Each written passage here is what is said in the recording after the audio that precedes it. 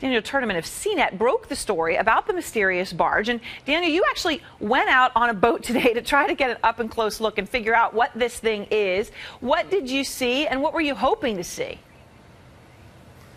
Well, we saw the building right up close, and it's quite spectacularly large for something that's right out, out in the open if it's supposed to be a secret. We were hoping to see that the windows would be showing light all the way from one side to the other, because that would tell us something about what's inside the structure. But the windows were closed off, so we weren't able to tell that. And what makes you think this is a Google project?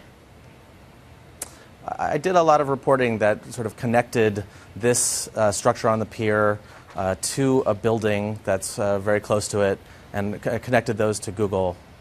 Lost the audio. So what happened was, I'm sorry, I wasn't sure if you could hear me. I just wanted to ask you. So you were saying you thought that there were buildings nearby that were linked to Google. Was part of how you figured it out? Exactly. I had gotten sort of a tip online that Google was renting this building on Treasure Island in the San Francisco Bay, and when I started digging into it, I found all these clues, such as I went to the building and I asked for Google, and I was told to go down to a door a little bit to the right. I asked people on the island, and people had definitely heard that Google was out there, and somebody told me that people were paying for lunch in a local cafe with Google credit cards.